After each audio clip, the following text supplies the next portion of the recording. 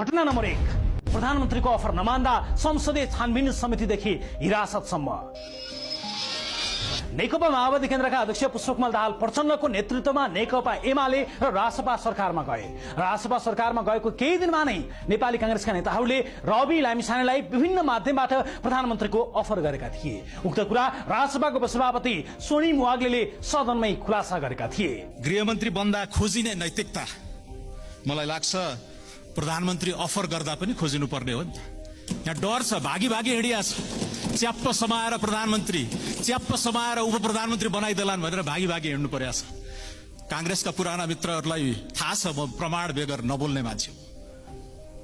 हेक्का रहोस्, अब कांग्रेसले गरेको छैन भन्नुहुन्छ भने अब हामी सक्कली कांग्रेस र नक्कली कांग्रेस खोज्दै हिँड्ने पनि कुरा भएन। स्वयं लामिछानेले पनि यही कुरा दोहोऱ्याएका थिए। म गृहमन्त्री हुन नैतिक रूपमा नमिल्ने भए प्रधानमन्त्री बन्न चाहिँ कुन नैतिक रूपले मिल्ने रहेछ, यो कुरा म आज यो सदनमा सोध्न चाहन्छु। अफर गर्नेहरूले कान रातो पार्नु पर्दैन।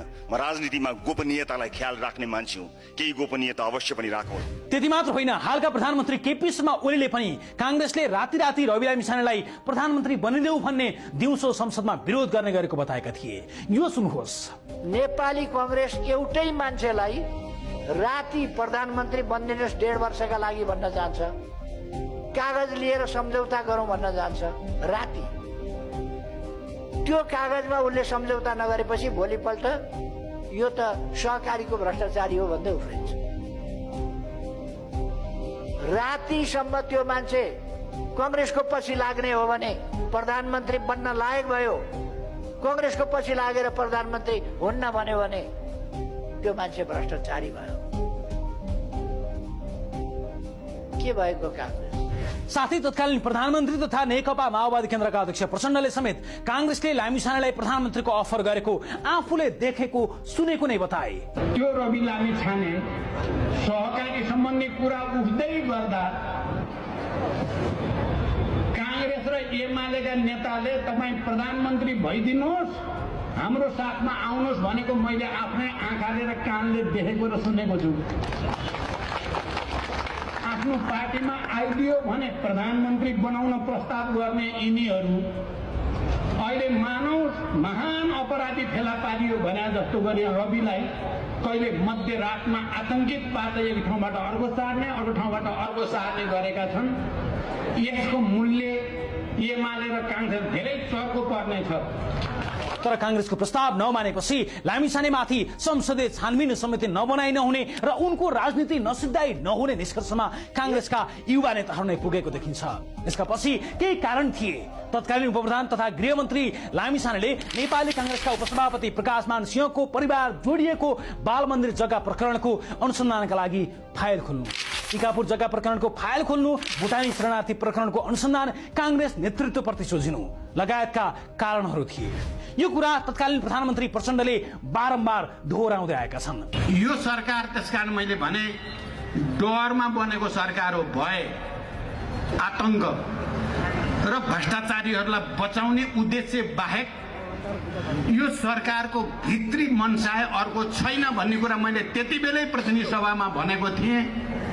तपाईहरुले सुनिसक्नु भएको छ र घटनाक्रमले त्यही नै देखाइ पनि राखेको छ। र म गिरिबन्धुको फाइल खोल्ने अन्तिम तयारीमा थिएँ र अहिले त्यो गिरिबन्धुको भ्रष्टाचार रोक्नको लागि सरकार सम्पूर्ण शक्तिको साथ अगाडि बढेको छ। साथै हालका प्रधानमन्त्री केपी शर्मा ओलीले समेत प्रचण्ड र रविको सरकारले नेताहरूलाई ज्ञानेन्द्रले जसरी जेल हाल्न खोजेपछि सरकार परिवर्तन गरेको खुलासा गरे। यो पनि हेर्नुहोस्। पहिले महेन्द्रको पालोमा राष्ट्रिय तत्त्व मात्रै भनेर आरोप लगाउँथे, पछि त अनेक खालका आरोप लगाउने, भ्रष्टाचारी भनेर आरोप लगाउने।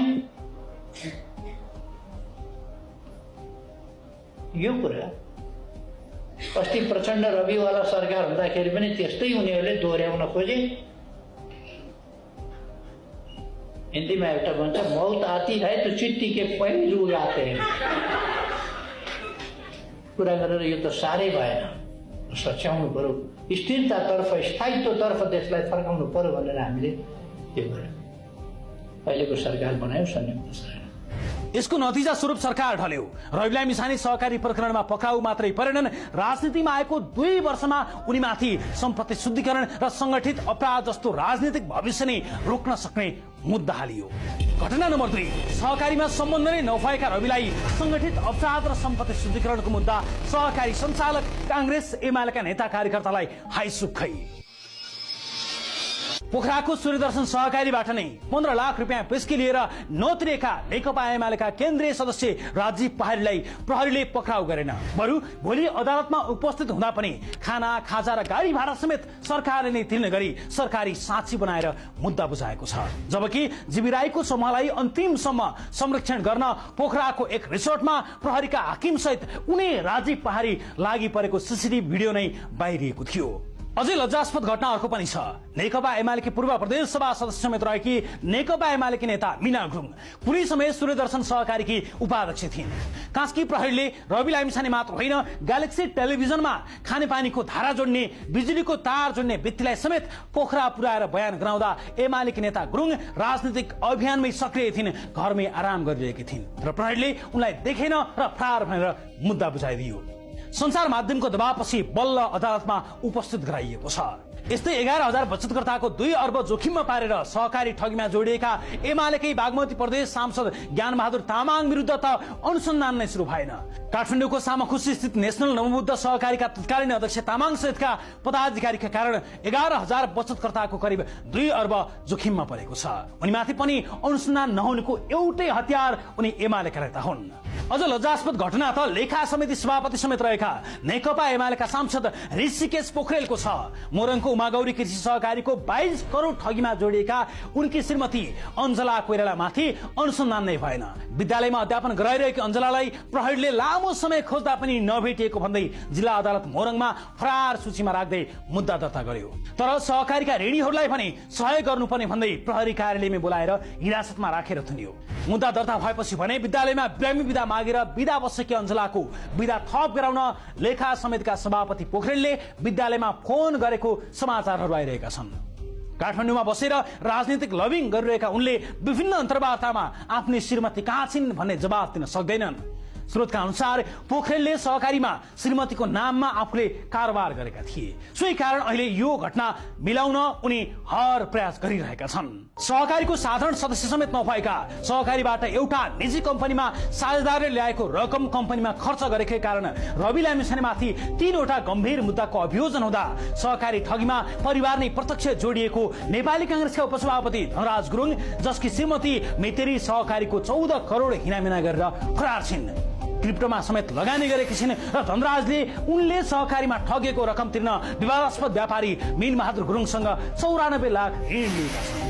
उनलाई अनुसन्धानका नाममा सीआईबीले बोलाएर सामान्य कागज मात्रै गरायो। यति मात्र होइन, मन्त्री भएको केही समयपछि सांसदकै रूपमा कुनै पनि कानुनी कागजपत्र नबनाई पैसा लिएका धनराजलाई कांग्रेस भएकै कारण जोगाइएको छ। यति मात्र होइन, सीआईबीमा धनराज गुरुङको अनुसन्धान गरिरहेका प्रहरी अधिकारी डीएसपी सुभाष हमाललाई एकाएक काज सरुवा गरेर धादिङ पुर्याइएको छ। हुन त आफूमाथि अनुसन्धान गर्ने प्रहरीलाई रातारात सरुवा गराउने नेपाली कांग्रेसको नियम जस्तै नै भइसकेको छ।